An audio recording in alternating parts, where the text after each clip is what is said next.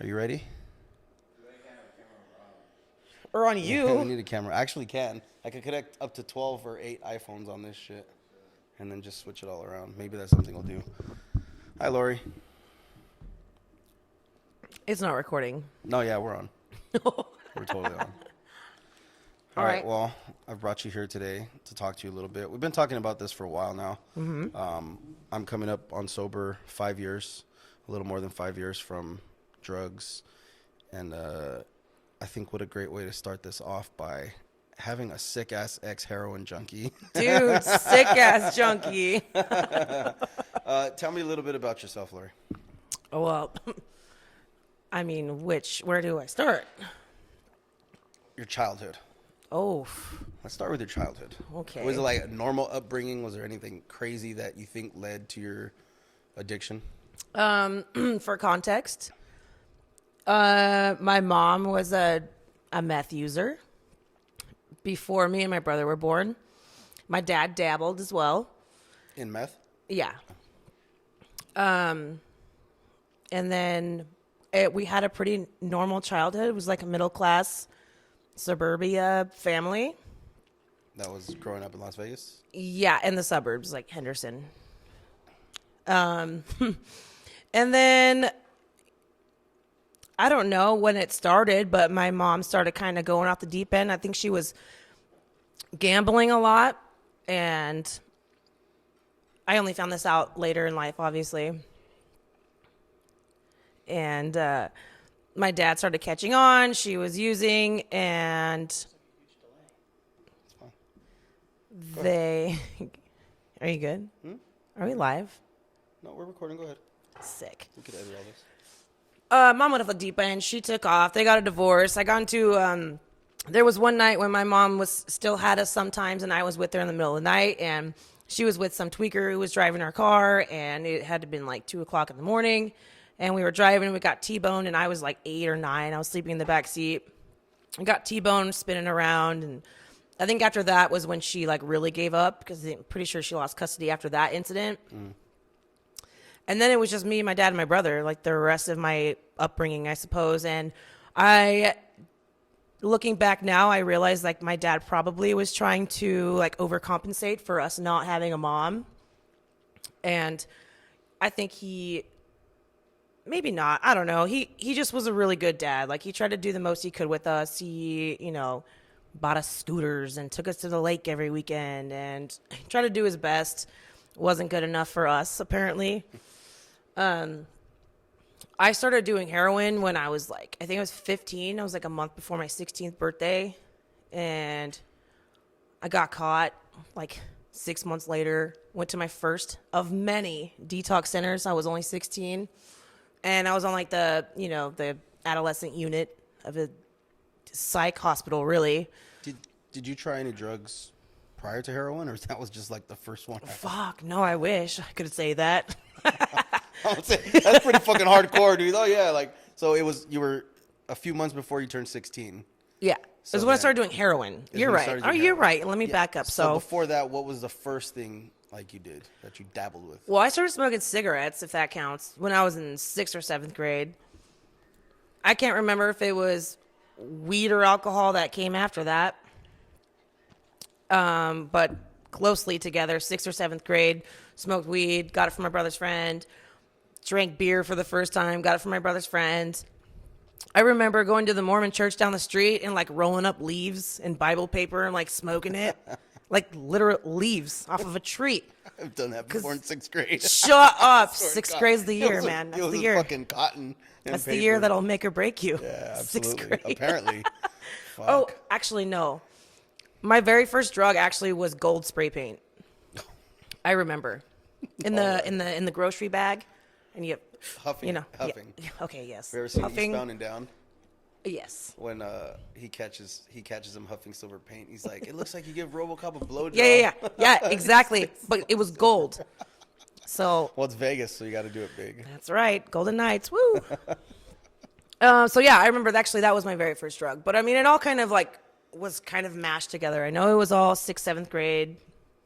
I did like some lore tabs here and there. Oh, I sniffed a pixie stick in my orchestra class off the music stand. you remember the flavor? Grape. I remember the purple boogers. I thought it was so cool. Like, that's how broken I was. Like, look at my boogers. Stupid. Purple. Then, like, lower tabs here and there. It's like just a couple pills. And Corsetin. That was like a big one. Have you ever heard of Corsetin? Never.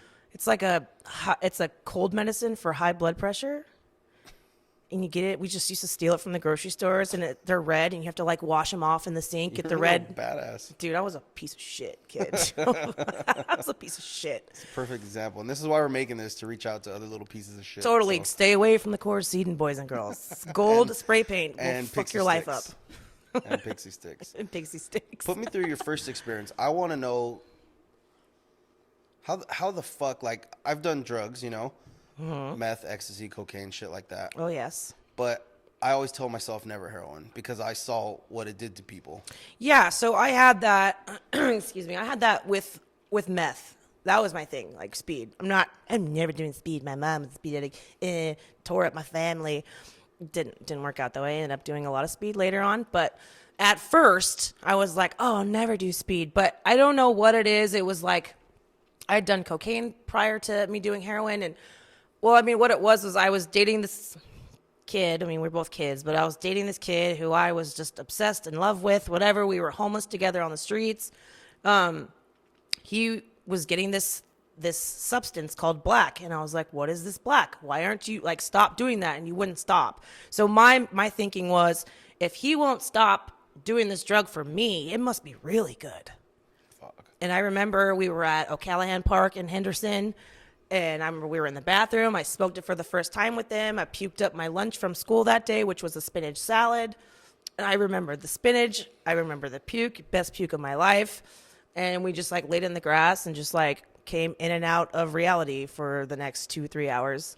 And that was it. I mean, there was no filter in my head that was like, this is heroin. And on top of that, I wasn't like, oh, this is what they make movies about. It was like, oh, we're just smoking this weird shit on foil. It's not a big deal. And, like, never crossed my mind that I didn't stand a chance. That's funny that you said it's not a big deal, because that's something I always tell people, like younger people, like that, or anyone that's never done coke, and they ask, like, what does it feel like? I could tell you what it feels like, but I want them to have that fear, because we talked about this before. Like, I want to talk about how drugs make you feel and what they do for you, not to glorify it, you know, because everyone loves drugs, you know, and if we could handle them, we would continue to do them because they make you feel good. Totally. But the thing is, like, I want people to have that fear, because once you do that, once you take that first line or that first bump, whatever it is, you know, then you don't have that fear anymore. You're like, oh, that's it. And then you become, like my buddy used to say, a weekend warrior. And then right. You know, it spirals out of control from there. It's hard to, like, think about what exactly is the right thing to say, though, because I know, like, for me, it didn't matter, like, what anybody said. Like, it'll never happen to me. That's not going to be me. I'm not going to be homeless on the streets. I'm not going to have Hep C, not once, but 2 times. It's not going to be me. But that you just can't, sometimes for some people, especially if you are an addict, like, through and through, there's just not really anything you can say, because you never think it's going to happen to you.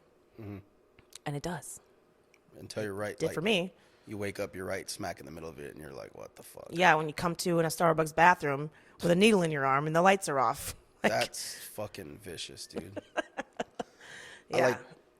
So let's go back to that first experience, right? You smoked it?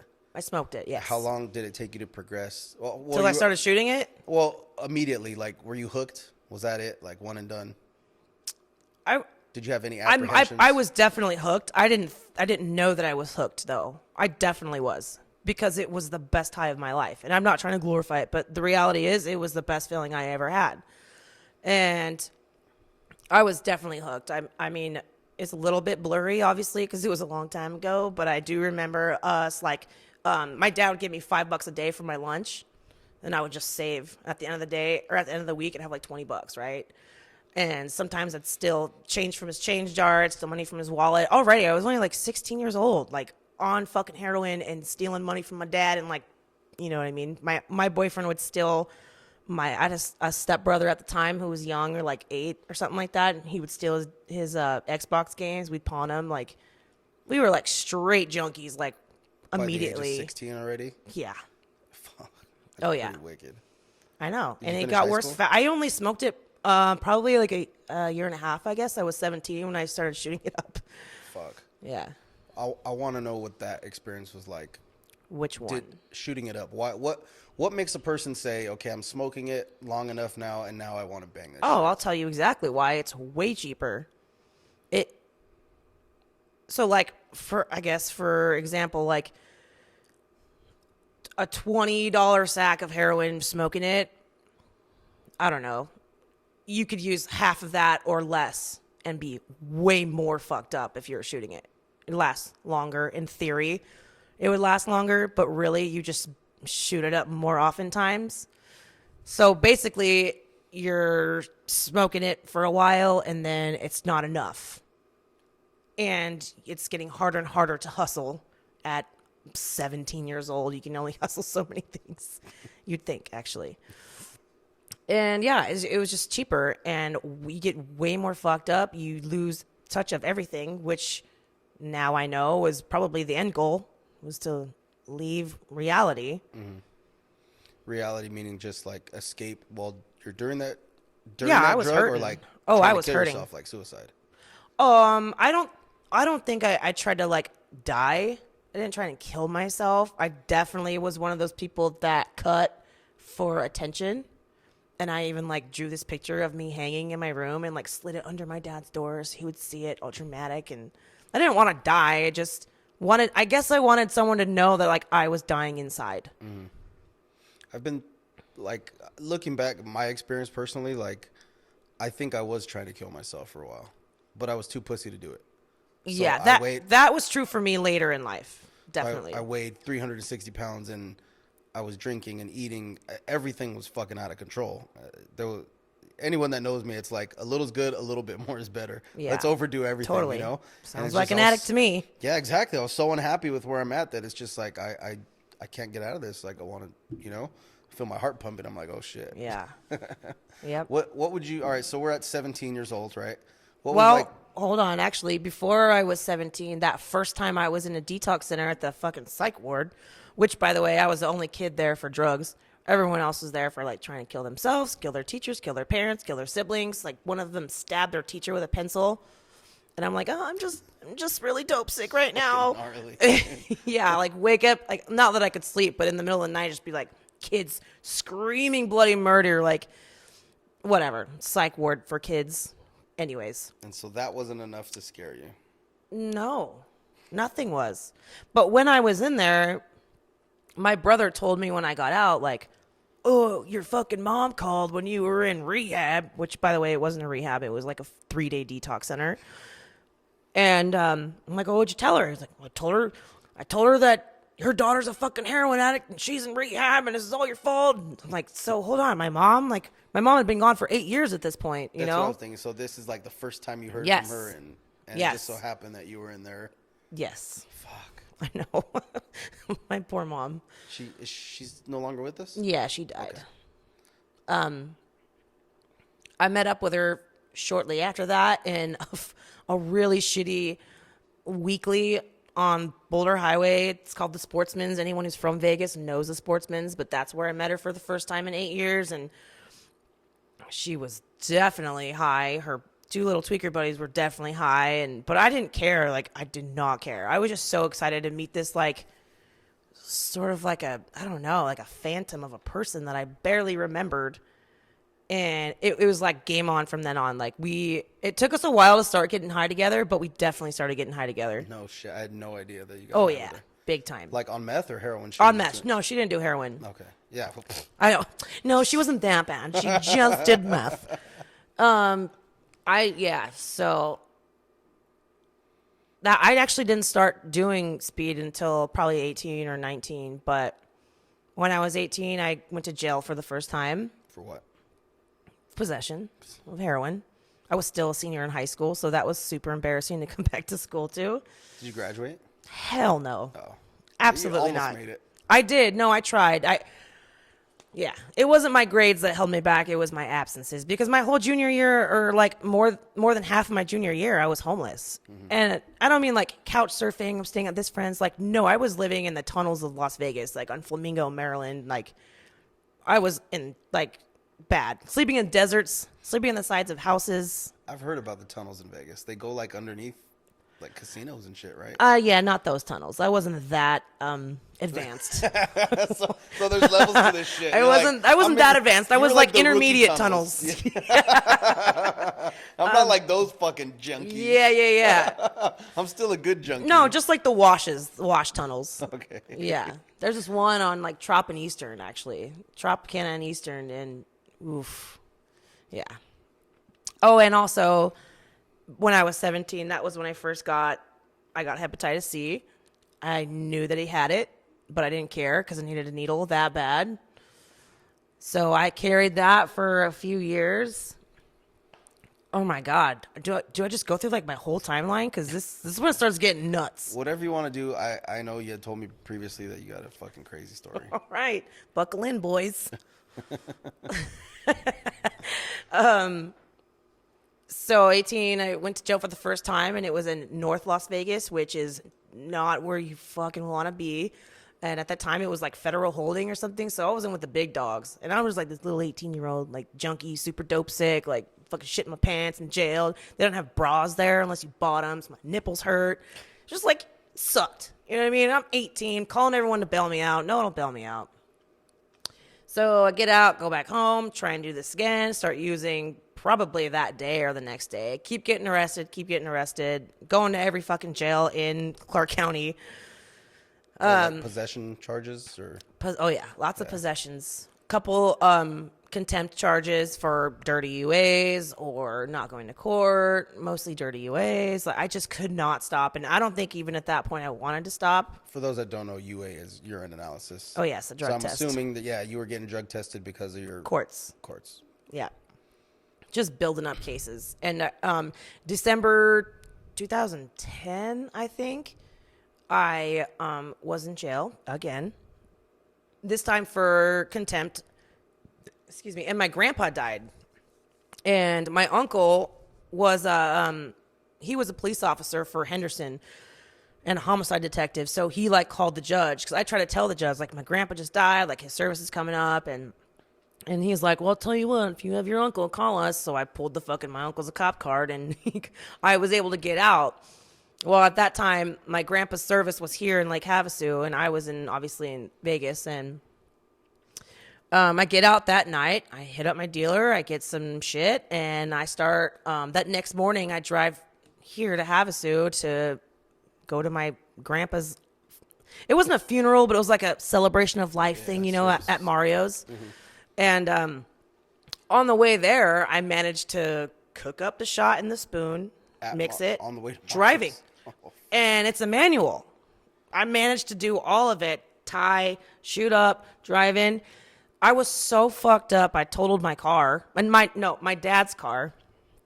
Totaled my dad's car right when you're going over the bridge, like past Needles. Yeah, like over the river. Mm-hmm.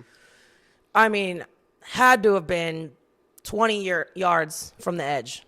Rolled it 3 times. Totaled my dad's car. They had to drive from fucking Havasu to pick me up. My poor dad had to leave his dad's like celebration of life thing to get his daughter that just like almost killed herself in a car crash because she was so fucked up. And that was the first of many car accidents. Yeah, it was bad. So embarrassing, and like, but at the same time, I've been in so many car accidents like while high on heroin that it almost like saved my life, I guess, because it's like it wouldn't happen in the first place, obviously, if I wasn't high, but it makes you so like relaxed and loose that I don't know, like I wasn't hurt any of the times. So you were numb, basically. You were ready. Well, they give you like morphine for pain. Yeah, I didn't get any kind of. You didn't need nothing. anything. You were too fucked up already. Yeah. No, I mean, it makes you kind of go with the flow of the wreck, if that makes sense. Like, I feel like if I was tense, I would have been way more hurt. So you're just totally loose, like a crash dummy. You're just, but I did have my seatbelt on that time. Yeah. And so 19 years old, I meet this chick in jail, one of the 100 times I've been in jail. way older than me. I'm like 19 or maybe even 18 at the time. And she's like in her 30s or 40s or something like that. She's like, well, you can come live with me.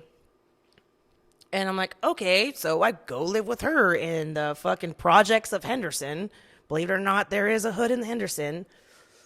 And she, you know, she knew I was a drug addict. She was definitely a drug addict. She would like kind of, I guess, pimp me out for dope sacks of speed, actually. And it was like a really, really crazy time in my life. But I was just so high on drugs, it didn't matter. Like, I'd do anything.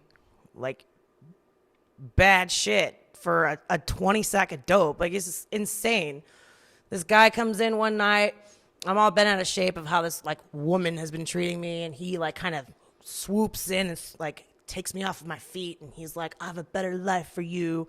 Well, he was a pimp, and what he saw was prey and money and dollar signs, like this little white girl, you know what I mean, in the hood, and he's like this big old buff black dude. He's like, fuck yeah, that's money. Yeah. And that's what he did. Like, he, you know, it sounds weird to say, but like, he pimped me out, and I did lots of things that I never would have done. And I thought I loved him, I guess, but also I loved the drugs more, and it provided my heroin for me. He started selling heroin because of me, so then it was really always available.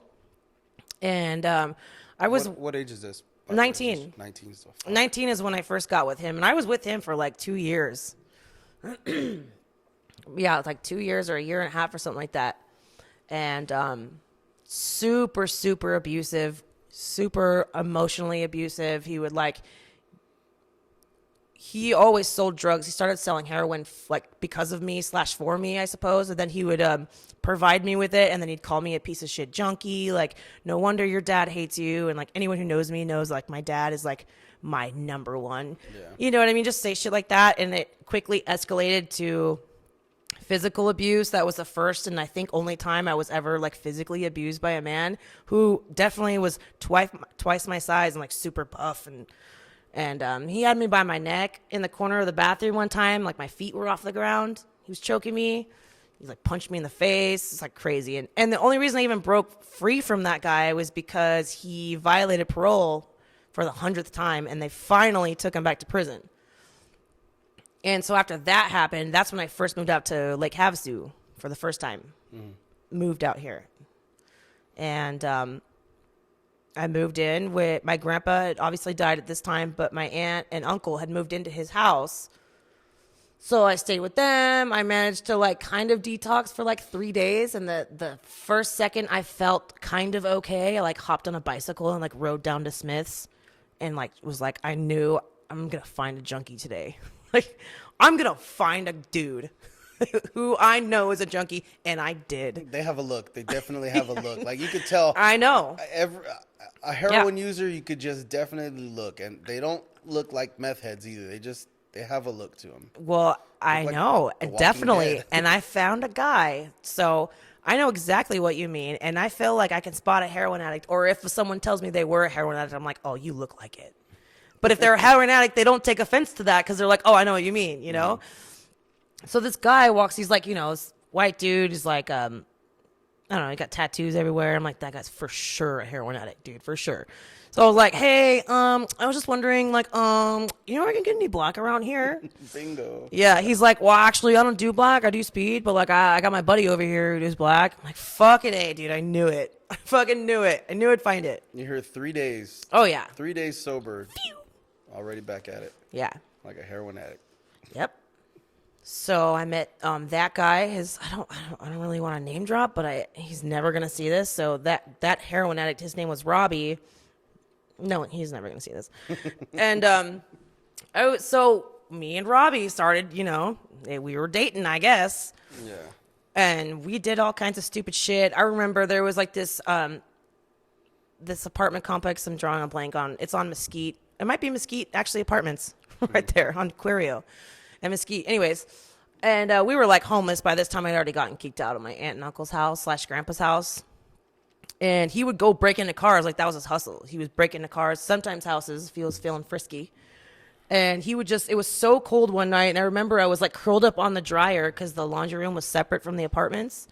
And I was like curled up on top of the dryer, and he would just go break into cars and find quarters and just like keep putting quarters in for me to like keep me warm. And then he'd just like go take off again and go break into more cars. And it was wild, just wild. Romantic. Yeah, so romantic. I got arrested here for, well, so that initial guy that I initially found that I thought was a heroin addict ended up being a meth head. Mm-hmm. That guy, I had like this super major crush on him. And me and, I don't know where Robbie was. He probably was in jail, I'm sure. But me and my friend were at a hotel room or a motel room or whatever. And things got heated one night. And this other kid that I know got stabbed. And I witnessed somebody get stabbed twice. And like me and this other person are like trying to wash the blood out of the sheets. And I remember looking over at him and we're like laughing that we're washing blood out of these sheets. It's like insane. And then it, all of a sudden it hit me like what happened. I was like, I get the fuck out of here. And so I left. I hit up that guy. And he's like, come over. I got something for you. Meaning he had like a loaded rig for me. And so I go over there. And he had a loaded rig for me, so we're getting high. And we decided that we were going to go to California, like, the next morning, because I knew that, like, shit was really hitting the fan with me and my life here. And he was like, oh, let's go to California the next morning. I'm like, all right, cool, but I want to stop at, like, my old house, my aunt and uncle's house, so I can get my stuff. They're out of town right now. They're super Christian. They were, like, on a mission trip, which makes the story even worse.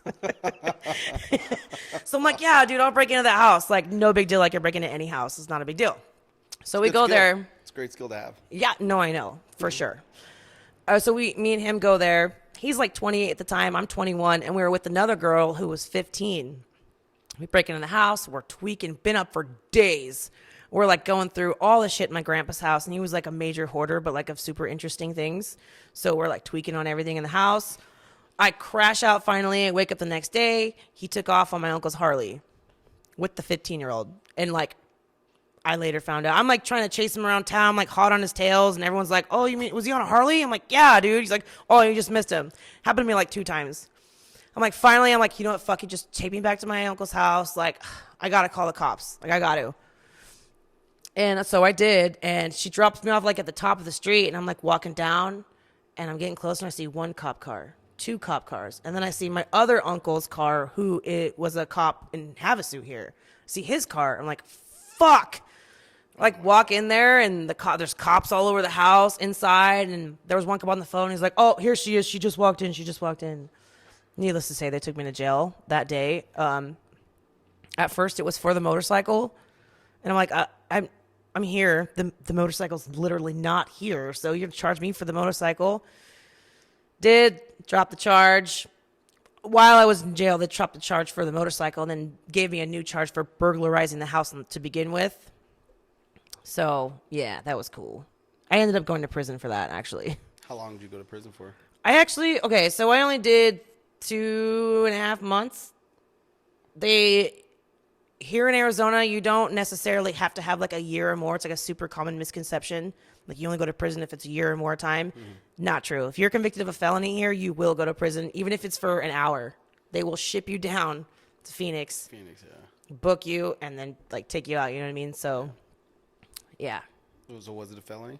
Oh yeah. Oh yeah. Yeah, but like it's the weakest, like the pussiest fucking felony ever. It's like criminal trespassing. And you see my mugshot, which you can look it up now from DOC, and it's like I look like fucking murderer. Like I have braids in my hair, like cornrows and shit. It's so embarrassing. It's like charges, criminal trespassing. Like what a fucking dork, you know? Couldn't have been something cool. My bunkie in there, she was there on her not first but second manslaughter conviction. Little native lady. I'm like, oh.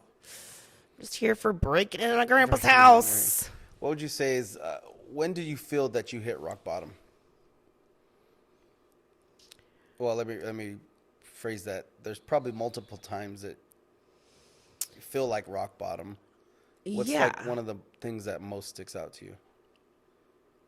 Well, my nephews were born in November 2018. I always want to say 17. It's 18 or 17.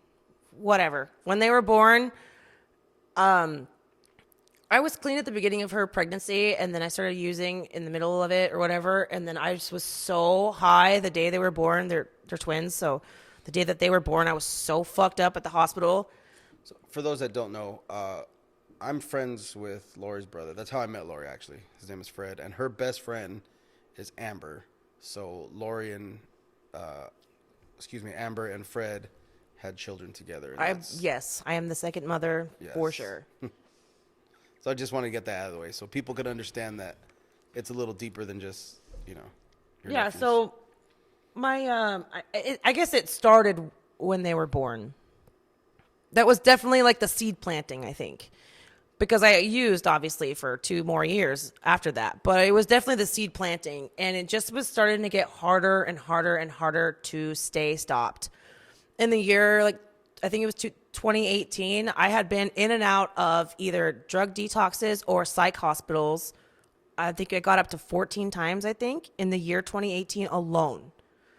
You went to 14 different instances in 2018 alone? Yes. Maybe even more, but I do remember for sure counting 14. That's fucking insane. And I don't mean they weren't all drug detoxes. I was on psych units and crazy. I had no problem going there and getting my shit together. It just never stayed together. I either got high the second I got out or a day or 2 later. It was not working. And 14 times and actually less than a year is insane. But I just could not get a grip on it. And I knew I needed to do more. So I kept trying because my nephews were getting a little bit older. I'm missing out on all these milestones. I was not allowed to come around them. I mean, I couldn't even hide it. I could not hide being fucked up. And it was just really wearing on me that I couldn't be around the boys and my dad for that matter. And at the time, my brother, I missed my brother a lot, me and Amber. So after the umpteenth time of going to detox, and I just was like, dude, I need to go to rehab, a for real rehab. And I found one. I actually almost went to Hawaii, but it was a 6-month waiting list or something. And I knew I was dying. I was dying.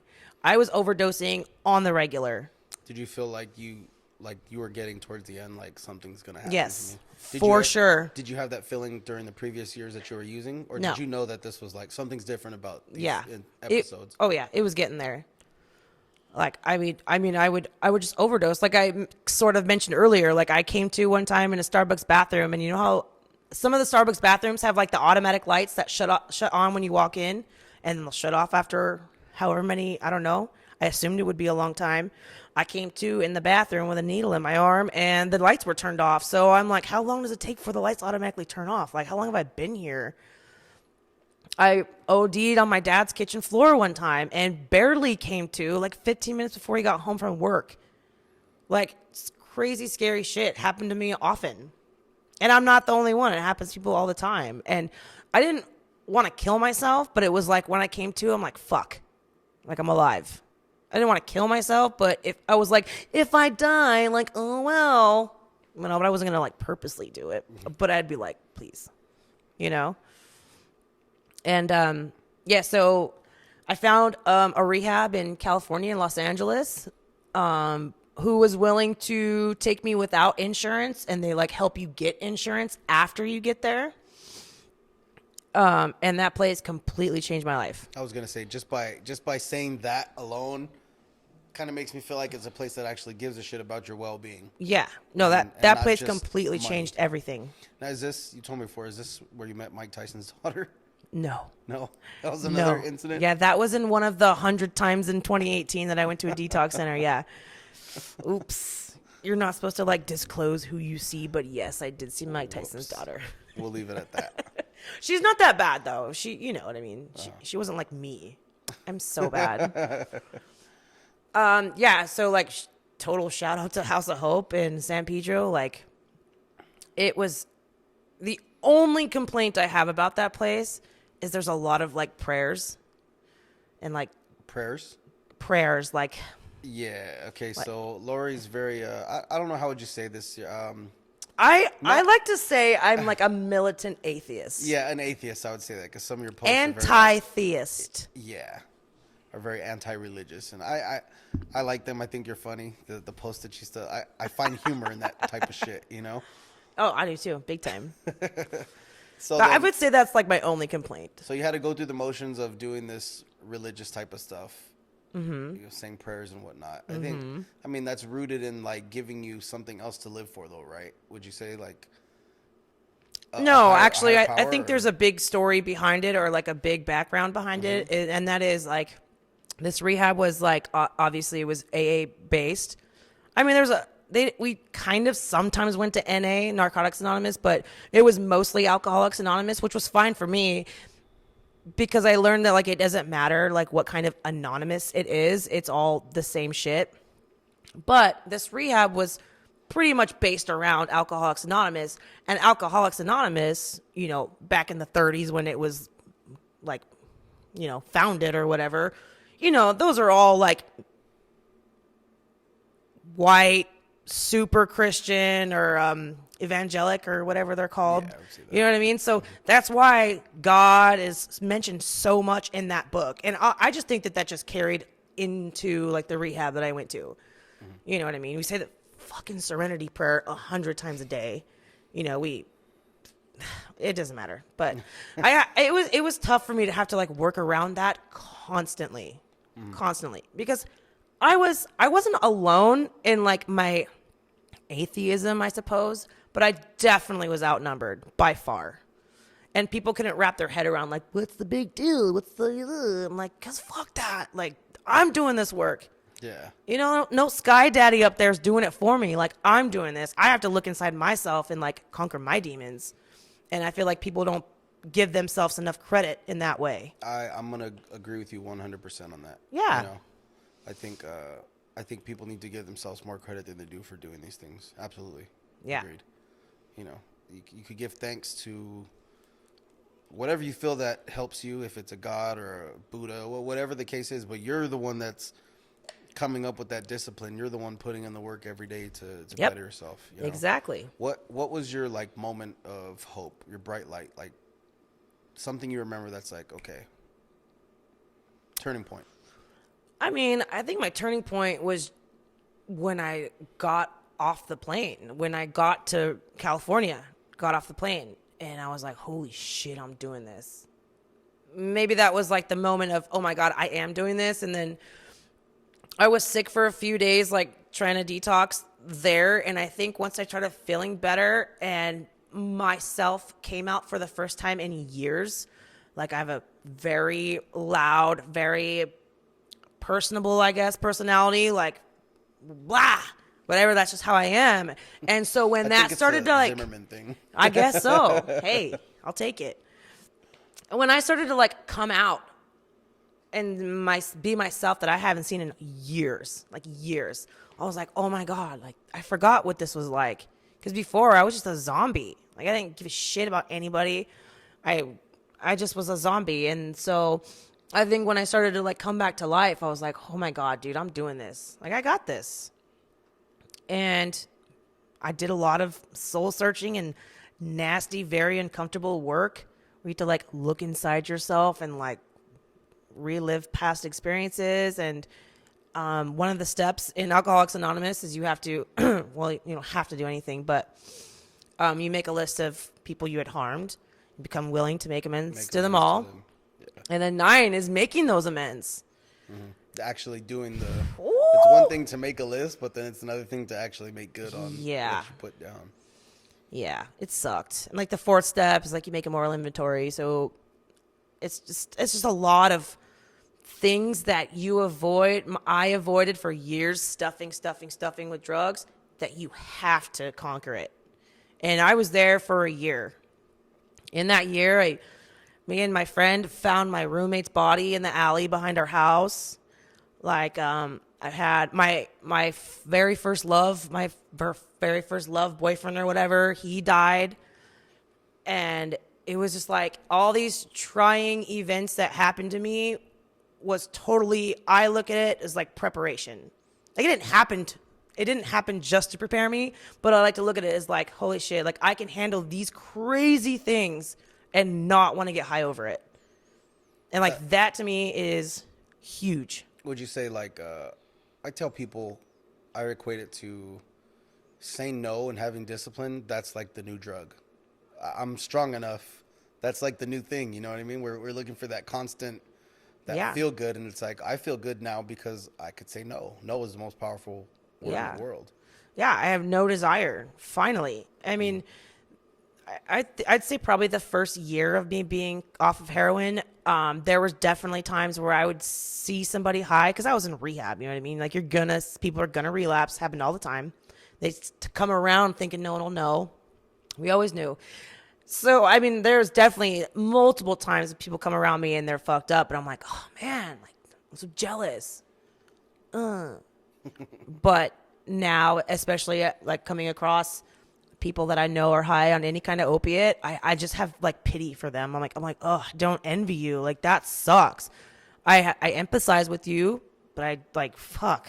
Yeah, it's like with people like that, because you've been through it firsthand, I empathize with you, but I can't sympathize with you. Yeah. You know, get your shit together. But you know what? At the same time, it's like, fuck. I tried to get my shit together forever. Something that I say often is never stop trying, because you never know when it's we never know when it's going to be that final time.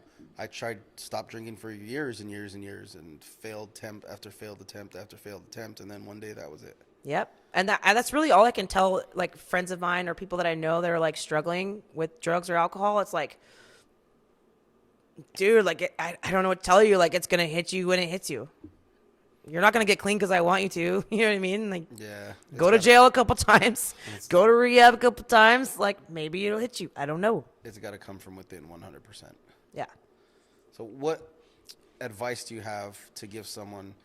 Like, this information here, obviously, it's primarily heroin because that's what you were. But anyone of any I was addicted to the needle. Yeah. They can associate this and take this information with anything in their life. Totally. Drugs, alcohol, toxic sex, people, you know, that. So give someone some advice. You know, the only advice I can give somebody who may be struggling with any kind of addiction is don't be afraid to get out of your comfort zone in order to fix it. Because there's nothing I can say for you to like stop using. All I can tell you is like when you do have that little inkling of like, oh my God, I should do something, fucking do it. Like don't worry about your job. I know it's so much harder, like, you know what I mean? Easier said than done. You know what I mean?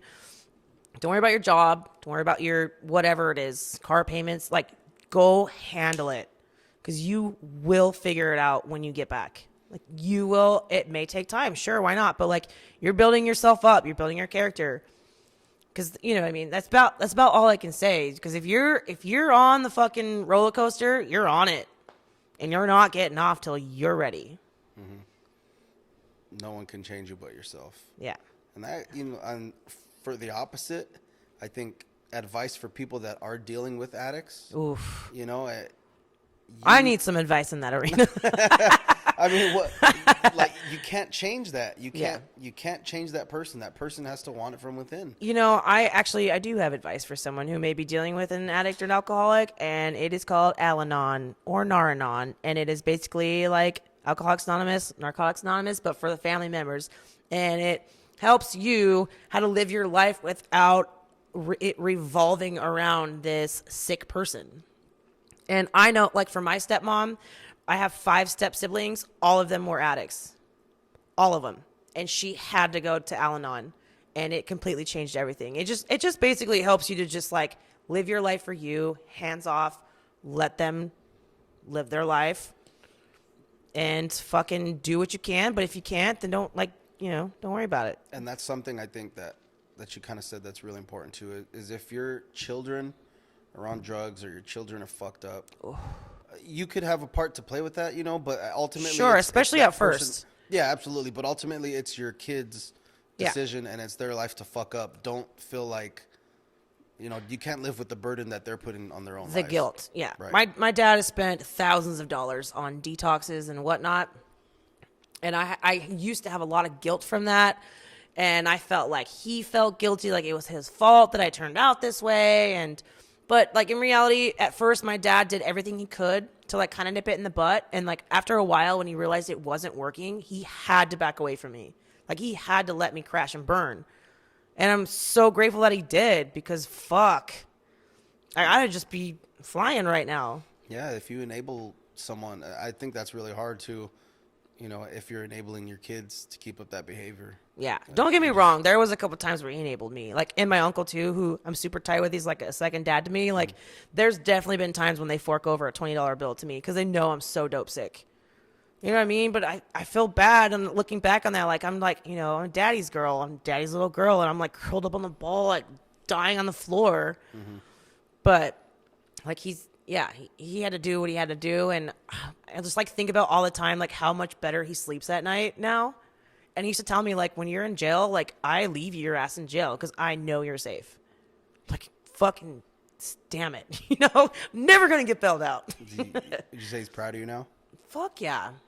How did that feel like when you... Well, he used to come and visit me when I was in rehab. And I was there for a year. And he used to come down to Los Angeles, and we had... it was like one of my last weeks or so in the inpatient actual like 3-month first program, where it's like a family night, and him and my stepmom came, and I think that was the first time I heard him say, like, I'm so proud of you.